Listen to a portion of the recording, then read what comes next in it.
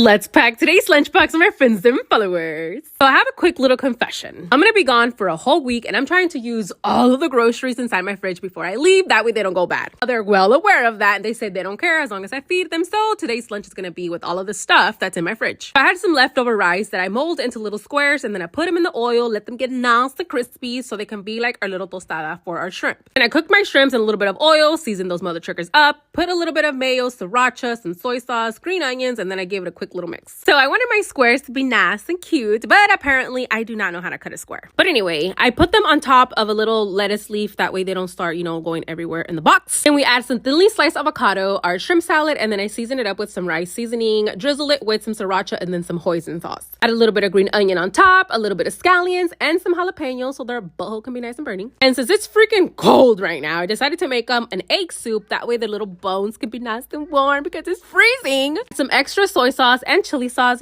for those who want it. For their drinks, we're getting rid of the grapes and we're making them an agua fresca. That's it, guys. They come and pick up during lunchtime. Bye!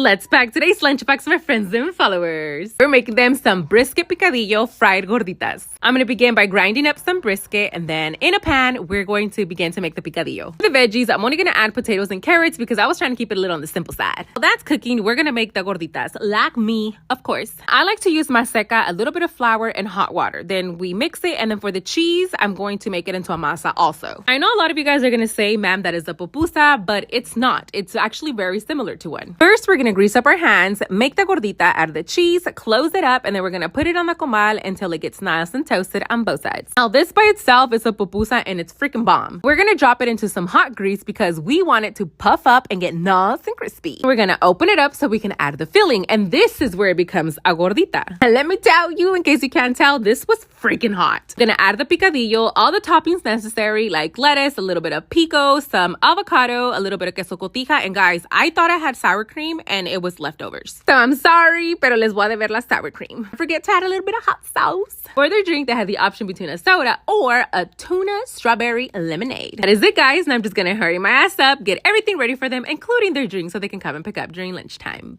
Bye!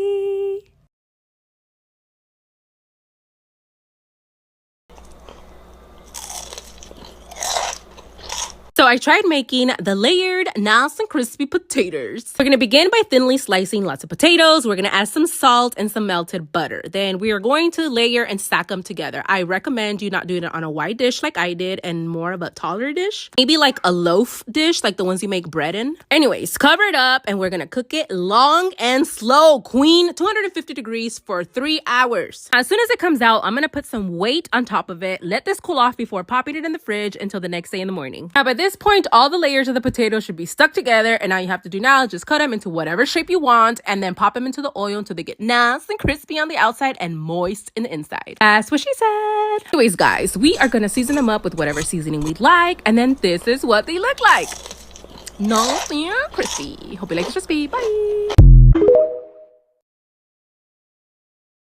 Let's pack today's lunchbox for my friends and followers. Now, today we decided to do something a little on the simple side because it was Halloweeners and I was not gonna spend all day in the kitchen. I had no idea what to do with the pork belly. I thought it was a little on the thicker side, so I wanted it nice and crispy, and we couldn't do that. So instead, I just sauteed the pork belly, gave it a little bit of color, added some ginger, onions, and then pepper, onion powder, garlic powder. Once the pork belly was nice and crispy and it rendered all of its deliciousness, fattiness, I decided to make like a sauce. Then I let this mother trucker simmer, covered. That way it can reduce and it can become nice and sticky. Kind of like a glaze, I guess. Go along with the pork belly, we're gonna make a nice little bit of some steamed rice, and then we're gonna put the pork belly on top. I also sauteed some bok choy with some garlic, onion, and then like all of the above. Also added some cucumber, you know, for nice little crunch, and then I garnished everything with some sesame seeds and some green onion. Now for the drink, they had the option between a soda or a strawberry and a red kiwi agua fresca. This time they're freaking tired of that soda because I haven't been making any agua fresca, so they all got the agua fresca. There you have it, guys. I'm just gonna get everything ready for them so they can come pick up their lunchtime. Bye.